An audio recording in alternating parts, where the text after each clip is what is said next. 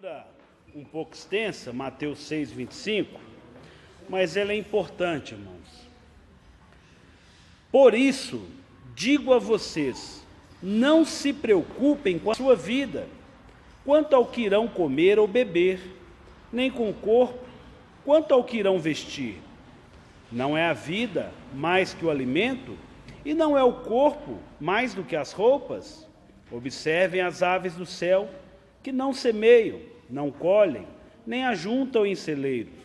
No entanto, o Pai de vocês, que está no céu, as sustenta. Será que vocês não valem muito mais do que as aves? Quem de vocês, por mais que se preocupe, pode acrescentar um côvado ao curso da sua vida? E por que se preocupam com o que vão vestir? Observem como crescem os lírios dos campos. Eles não trabalham, nem fiam. Eu, porém, afirmo a vocês que nem Salomão, em toda a sua glória, se vestiu como qualquer deles. Ora, se Deus veste assim a erva do campo, que hoje existe e amanhã é lançada no forno, não fará muito mais por vocês, homens de pequena fé? Portanto, não se preocupem, dizendo: que comeremos, que beberemos, ou com o que nos vestiremos? Porque os gentios é que procuram todas essas coisas. O Pai de vocês, que está nos céus, sabe que vocês precisam de todas elas. Mas busquem, em primeiro lugar, o reino de Deus e a sua justiça, e todas estas coisas lhes serão acrescentadas. Portanto, não se preocupem com o dia de amanhã, pois o amanhã trará os seus cuidados. Basta o dia o seu próprio mal. Amém? Até aqui, queridos. Pai santo, santo é o teu nome. Pai, nós agradecemos ao Senhor porque o Senhor é Deus bondoso. Pai, o Senhor é Deus maravilhoso. Pai, o Senhor é um Deus que cuida de nós. O Senhor é Deus que nos sustenta. Pai, o Senhor é Deus que nos dá graça, que nos renova, que nos fortalece. Pai, ó Deus, o título dessa mensagem na minha Bíblia fala as preocupações. Pai, ó Deus, mas eu preciso da direção do Senhor para trazer uma mensagem, Deus, que realmente possamos ser aprovados pelos homens. Pai, ó Deus, muitas das vezes nós não estamos muito preocupados com o que as pessoas pensam a respeito de nós. Pai, mas eu gostaria que nesta noite o Senhor pudesse trazer algo novo, trazer uma palavra, ó Deus, que realmente venha, Deus, como alento às nossas preocupações, às nossas angústias, às nossas dores. Seja sobre nós, Pai, a tua graça, em nome de Jesus. Amém. Glória a Deus, irmãos. Quem está de pé pode assentar na liberdade. Amém. Irmãos, eu confesso para vocês que desde que eu comecei a ter contato com a palavra de Deus, esse texto que está no Sermão do Monte, parte do Sermão do Monte, ele sempre me bateu muito, eu sempre me senti muito confrontado. Não é fácil não se preocupar, não é fácil. A nossa caminhada, a nossa vida, porque por mais cristão que eu seja, por mais fervoroso, por mais firme que eu esteja no Senhor, a minha vida não é sozinha. Eu tenho um filho, eu tenho uma esposa, eu tenho necessidades para minha casa, eu tenho responsabilidades com a comunidade, eu tenho empresas que esperam a minha contrapartida numa água, numa luz, num gás, o supermercado eu tenho que ir lá, e não é tão simples, e não é fácil, irmãos, fazer uma leitura sem a gente realmente sentir um incômodo, sentir uma confrontação.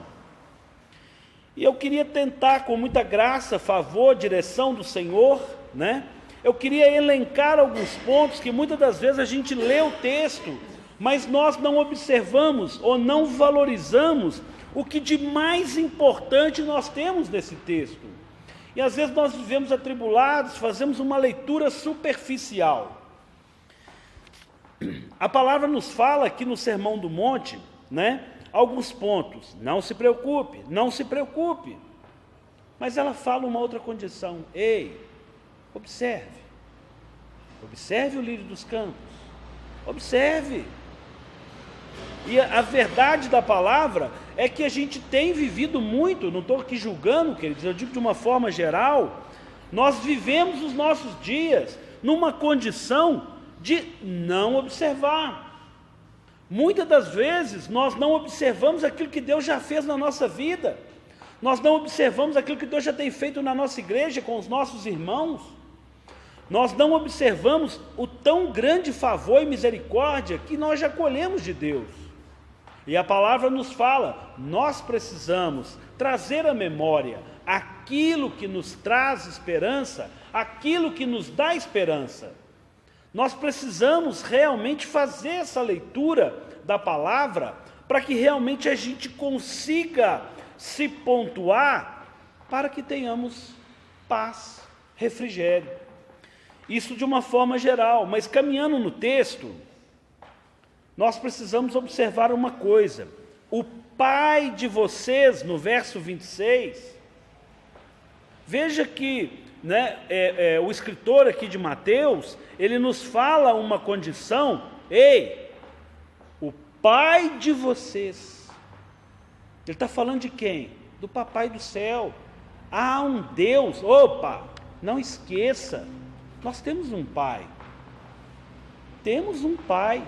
Há um relacionamento. Se eu tenho um pai, eu preciso ter um relacionamento. Se eu passo a minha vida e não percebo essa paternidade, eu sofro mesmo, irmãos. Fica mais difícil, fica menos saboroso. Há uma vida no Senhor. Há uma vida no Senhor. Há uma condição de sermos, servos, de sermos filhos. Irmãos, a palavra também nos fala, se nós humanos sabemos dar boas dádivas aos nossos filhos, e Deus? Se eu tenho um pai, se a palavra nos garante, há um pai, você tem um pai.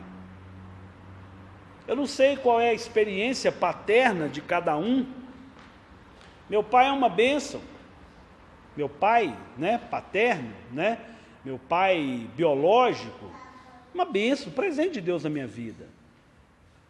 Mas não se compara perto da condição do Deus Pai, o Deus que tudo pode. Meu pai não pode estar comigo em todo lugar. Meu pai não sabe de todas as minhas angústias, de todas as minhas lutas, por mais intercessor que ele seja.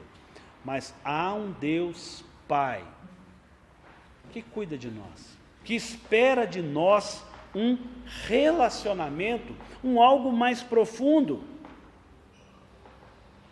O próprio texto nos fala, será que vocês não valem muito mais do que as aves dos céus?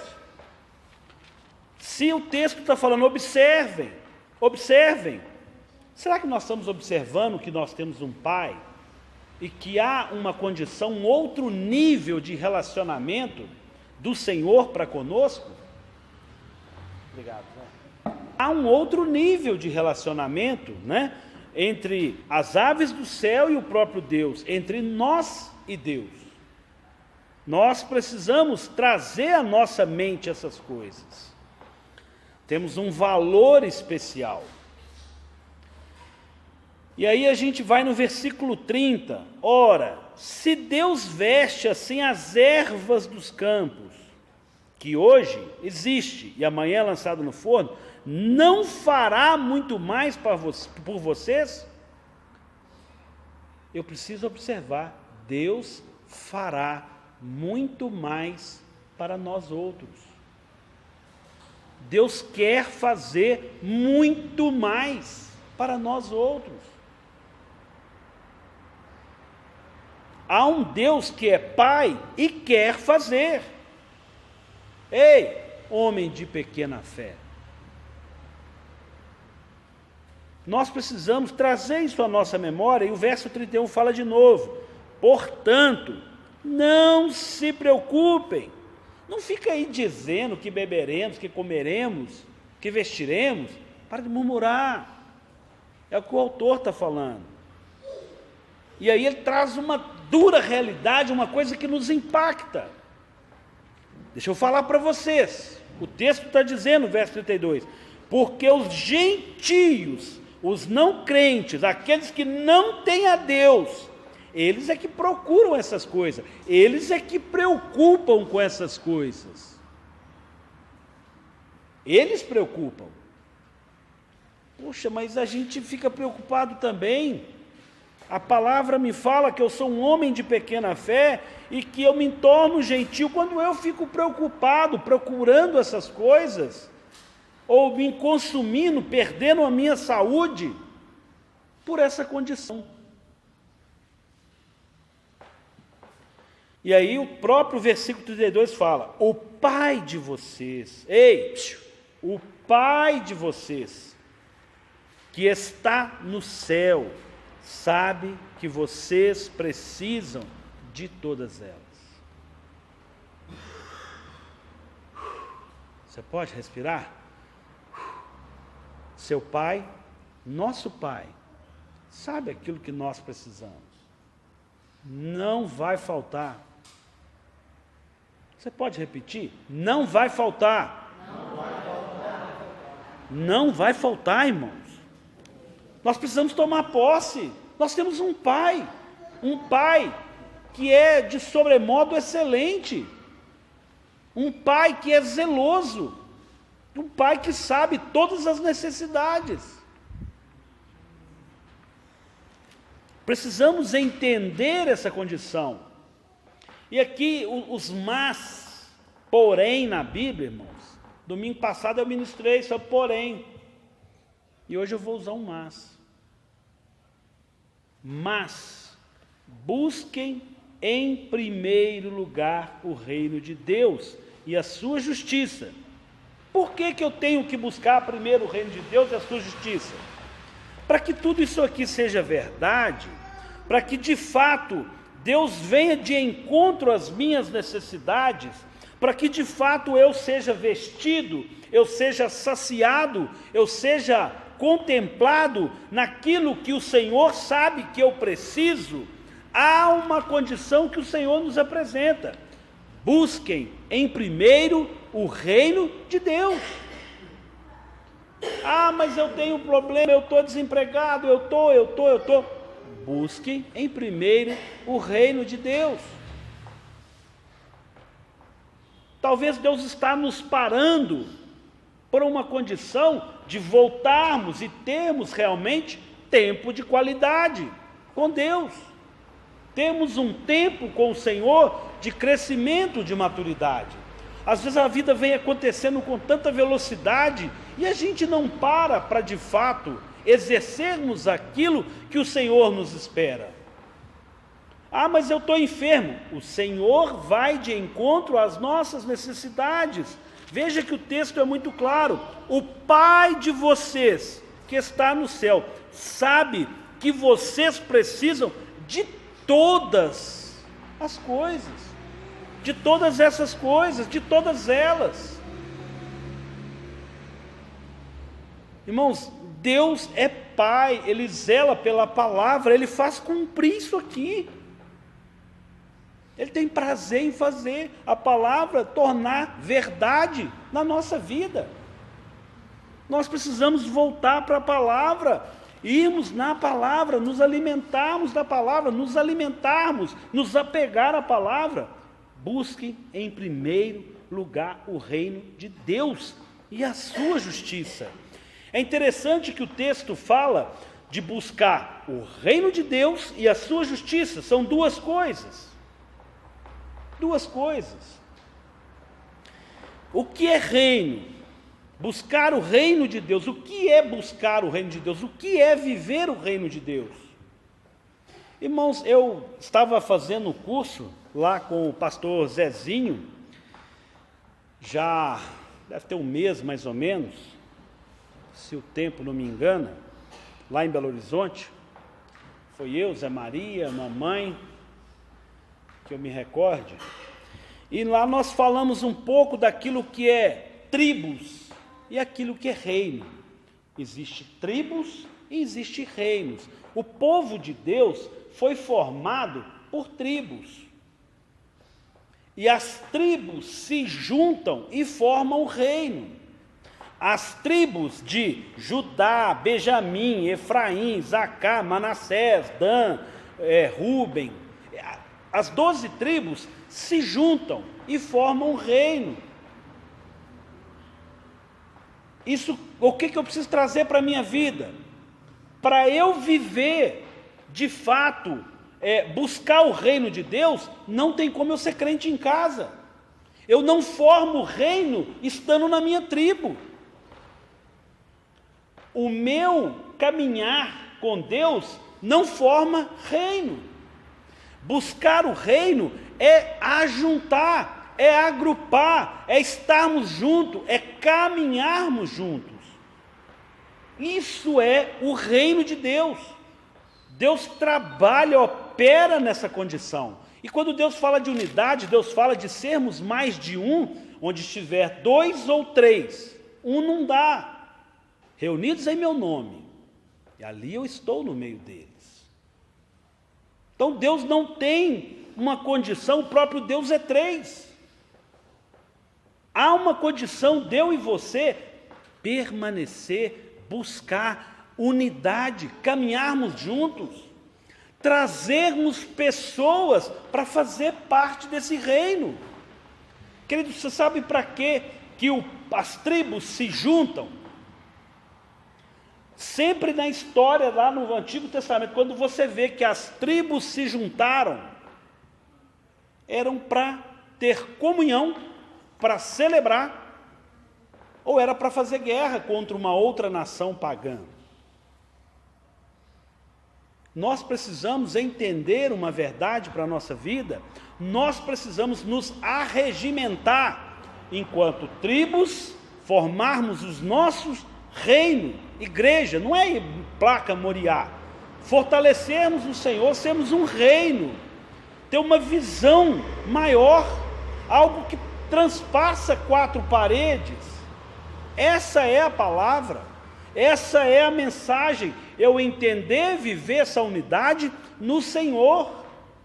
Não dá para eu imaginar, mas fulano, beltrano, ou nessa condição eu teria dificuldade de igrejar. Eu não conseguiria relacionar, estar, congregar, caminhar com uma pessoa numa condição. É uma dura realidade, é um confronto à nossa vida. Porque reino fala de unidade, um mesmo objetivo. Nós reunimos hoje para adorar ao Senhor, para cantar ao Senhor, para comunhão. Hoje nós reunimos para guerrear contra outro reino, não contra internamente. Não há uma condição na história de lutar, como se diz, um contra o outro. Nós precisamos entender que nós precisamos trazer essa unidade para o nosso meio, sermos um só no Senhor. Então, busque em primeiro lugar o reino de Deus. Busque o reino de Deus. Isso é forte, irmãos. Unidade, uma mesma ideia, um mesmo objetivo. Eu não posso caminhar meus dias entendendo que pessoas vão morrer à minha volta e vão para o inferno.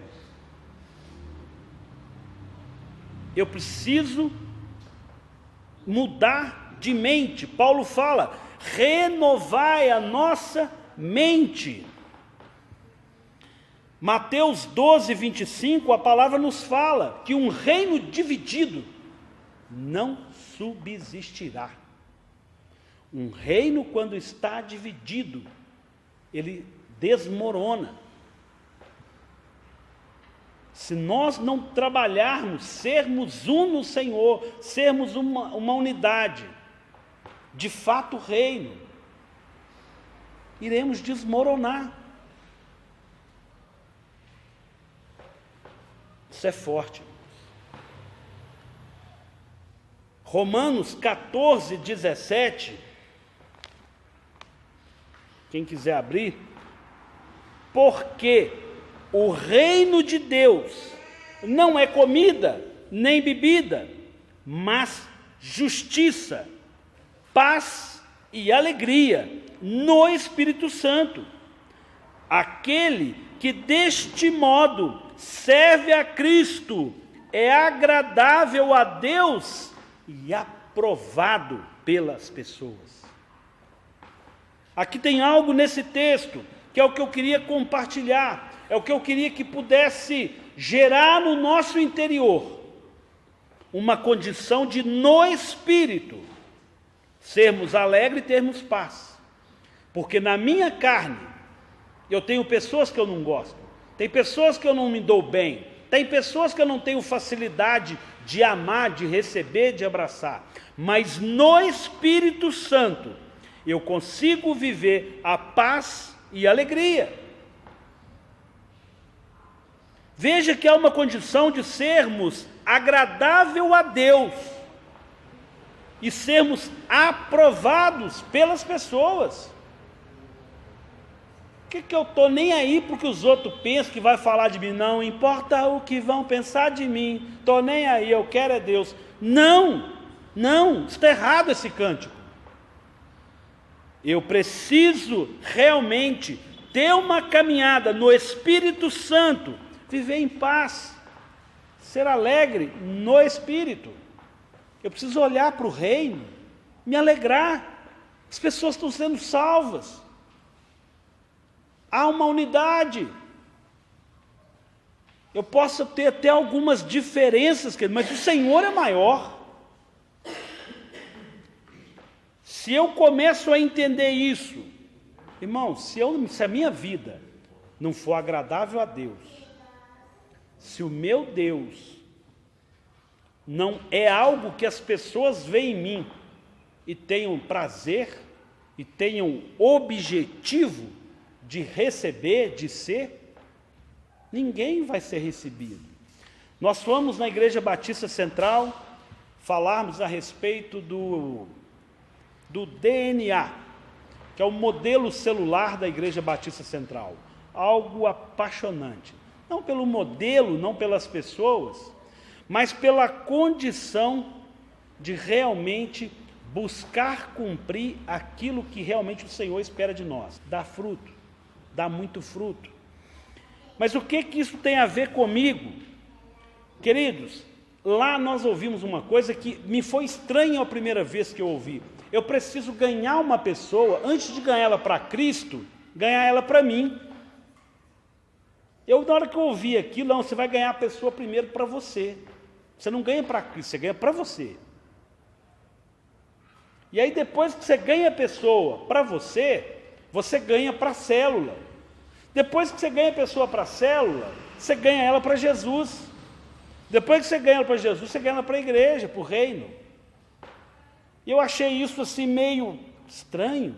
E depois eu fui vendo aquilo, eu falei, gente, como é que eu quero caminhar com alguém que eu não tenho afinidade, que eu olho para ela, eu não tenho um mínimo de ver assim, e falo assim, eu estou vendo a presença de Deus, é uma pessoa assim, abençoada. O que vai fazer eu ganhar a pessoa, o que vai fazer eu alcançar o coração da pessoa, é realmente mostrar para ela que eu sou aprovado, né? Há uma aprovação da pessoa para comigo. Pode parecer estranho, mas é verdade, irmãos. Quem de nós quer caminhar com alguém que você tem dificuldade de perceber a índole da pessoa, o caráter da pessoa? Alguém quer caminhar com uma pessoa assim? Não. Então o que? Quando nós buscamos, relacionamos, vemos pessoas que revelam o amor de Deus. Está nela a presença de Deus, do Deus Altíssimo. Você se cola nela. Você automaticamente começa ali ao quê? Caminhar junto. Porque nós somos árvores. E as pessoas querem usufruir do nosso fruto e da nossa sombra. Então eu ganho ela sim para mim. E eu, como cristão maduro, que tem a graça do Senhor, eu quero trazê-la para o reino, porque eu tenho uma visão de reino. Eu tem uma visão de reino. Então eu preciso levar ela para ela viver esse gostoso que a gente vive. Ah, mas eu tenho luta, eu sei. O que a palavra está nos dizendo? Olha, não preocupa com isso. Caminha no Senhor. Entenda que nós temos um Pai. Papai vai, Ele já sabe, Ele vai agir. Prossiga para o alvo que é Cristo. Caminha no Senhor. Não para. Não para. Renove as suas forças no Senhor. Quando nós entendemos o que é buscar esse reino, viver para o reino, queridos, as pessoas vão ter vontade de estar nesse reino. A coisa vai fluir, você vai dar fruto, muito fruto. E o que é buscar a sua justiça? O texto é muito claro, né? Lá no 33, mas busque em primeiro lugar o reino de Deus e a sua justiça. O que é buscar a justiça de Deus?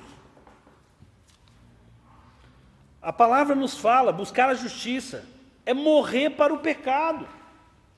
Jesus morreu pelo pecador, é justo que eu morra pelo pecado, para o pecado. Eu não vivo mais para o pecado. Alguém morreu por mim, eu retribuo. A partir de hoje, eu morro para o pecado, eu lavo as minhas vestes no Cordeiro, eu vivo no Cordeiro, eu persevero no Senhor. Viver a justiça de Deus é morrer para o pecado e vivemos a justiça dele. Queridos, quem está morto? Eu morri para o mundo, morri para o pecado.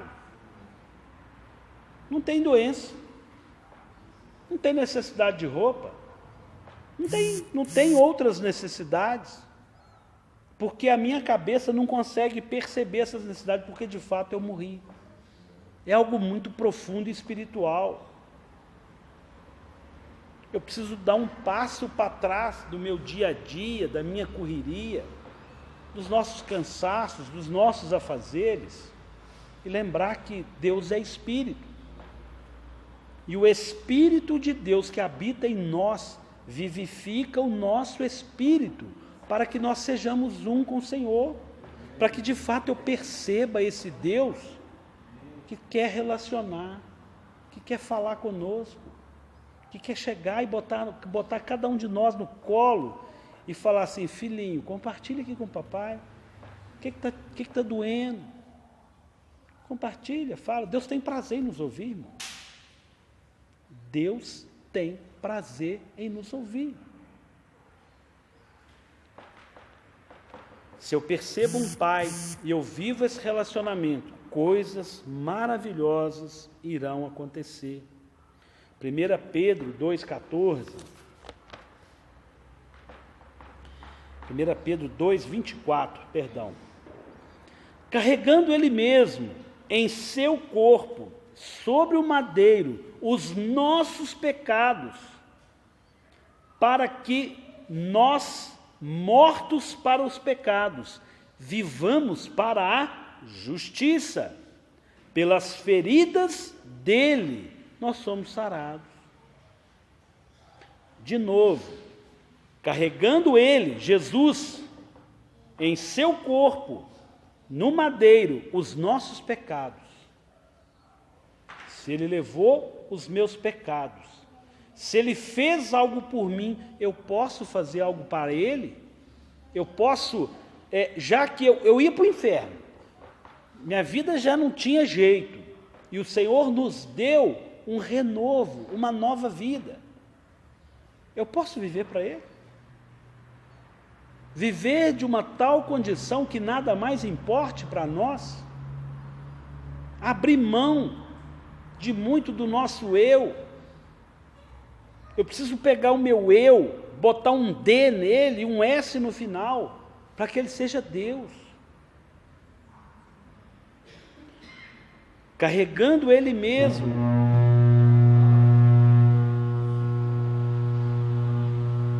Berrante. Desliga o som.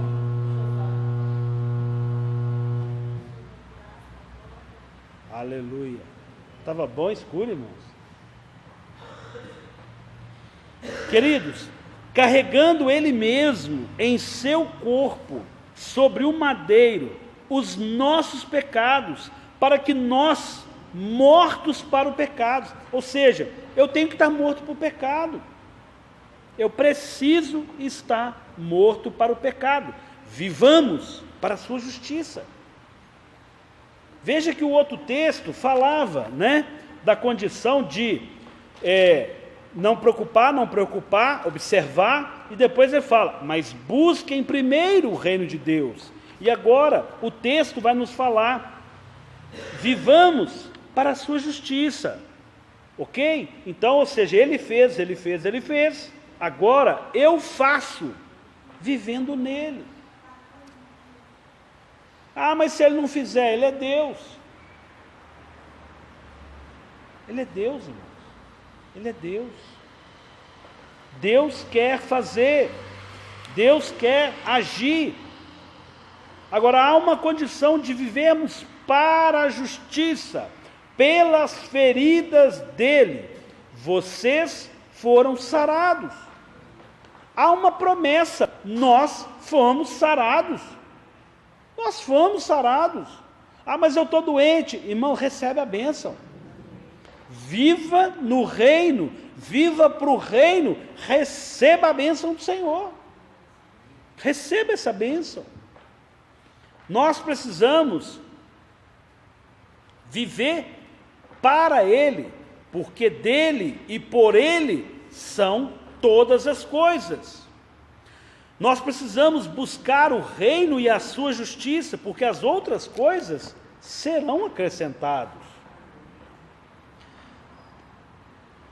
Irmãos, vejam que na sequência do texto de Mateus 6, no 7, 6, olha o que Jesus nos fala. Jesus nos encoraja a oração.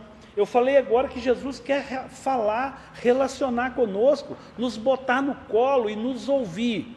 E aí no verso 7 ele fala, peçam e lhes serão dados, busquem e acharão, batam e a porta será aberta para vocês.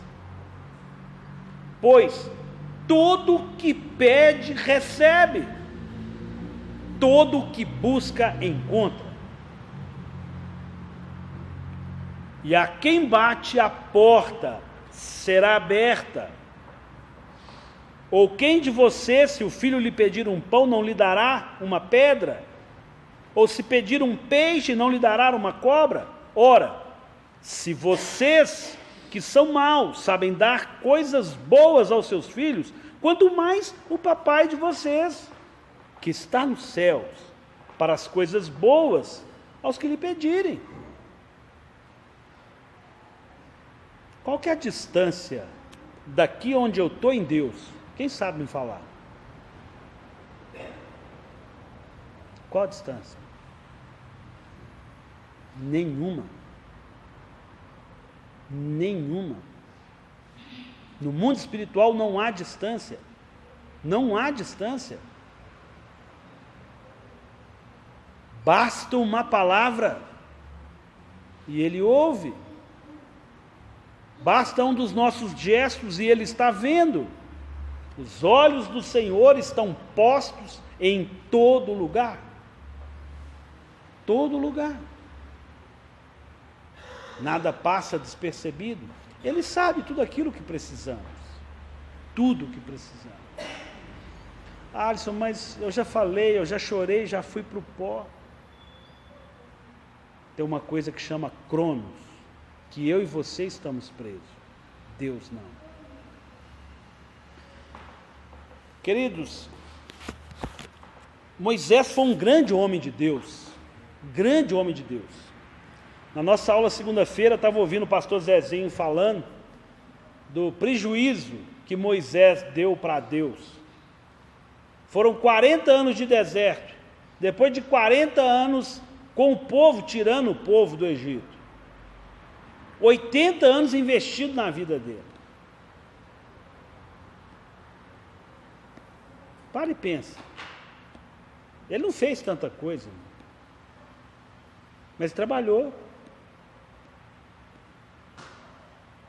O tempo de Deus é o tempo de Deus. O que Deus está fazendo na sua vida ou não está fazendo nada? É uma força de expressão, né? Deus que Moisés deu prejuízo. Deus não faz conta disso. Mas Deus está trabalhando na nossa vida. Deus está trabalhando na nossa vida. Deus quer realizar algo maior. Para fazer algo maior na vida de Moisés, houve um tempo de preparo. Nós precisamos ser encontrados, né? Está lá em Romanos 14, 18. Aquele que deste modo serve a Cristo é agradável a Deus e aprovado pelos homens. Nós precisamos caminhar num evangelho que agrade ao nosso Deus. Que agrade ao nosso Deus. E as pessoas, queridos, estão nos olhando. Elas vão receber o nosso Deus se nós formos aprovados por elas. Feche seus olhos. Vamos adorar ao Senhor com uma oração. Pai Santo, Santo é o Teu nome. Pai, nos ensina. Pai, nos dê a Tua graça para sermos verdadeiramente aprovados, ó Deus, pelos homens.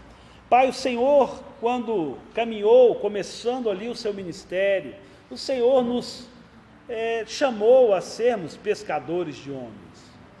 Quando o Senhor já havia sido glorificado, já havia passado ali pela morte e ressurreição, que ainda estava aqui na terra, o Senhor, Pai, se colocou numa condição de trazer para nós o ID, a grande comissão. Em outras palavras, continuem pescando vidas. Pai, que essa palavra possa entender numa condição de nós querermos, de fato, vivermos o reino de Deus. Pai, nos ajude, Pai, nos ensina, nos dê a Tua graça para que vivamos o reino de Deus. Pai, nós queremos viver para o Senhor, para louvor da Tua glória. Mas nós colocamos diante do Senhor o nosso cansaço, as nossas limitações, os nossos pecados, as nossas fraquezas. Pai, nós temos necessidade sim. Pai, o Senhor bem conhece e nós queremos apresentar diante do Senhor.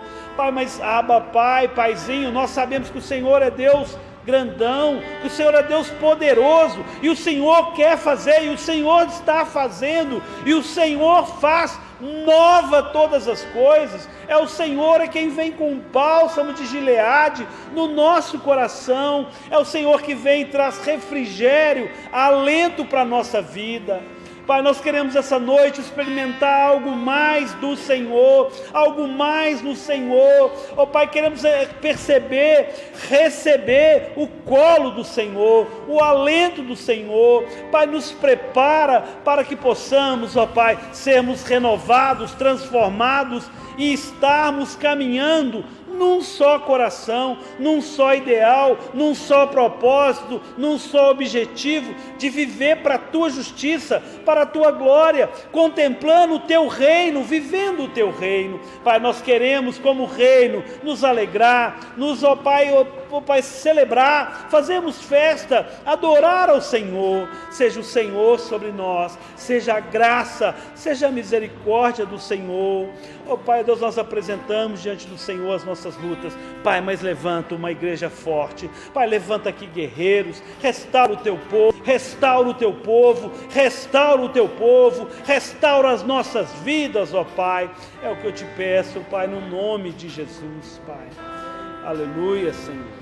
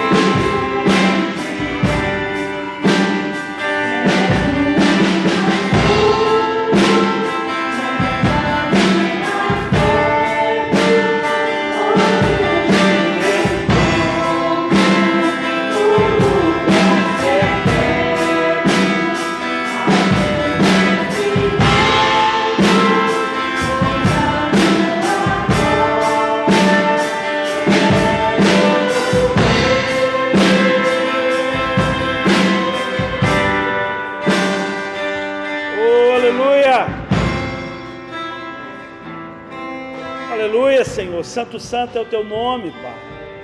Oh, Deus, santo, santo é o teu nome, Pai. Oh, Deus, renova, Deus, as nossas vidas. Dá-nos, ó Deus, a tua graça. Seja sobre nós o teu favor. Em nome de Jesus, Pai. Em nome de Jesus. Amém, irmãos? Pode aplaudir ao Senhor? Está fraco, irmão? Deus é fiel. Deus é fiel. Amém? Peçam e lhes será dado. É a palavra. Peça. O que você precisa, Lucas? Peça. E o Senhor quer fazer. Peça. Peça. Amém?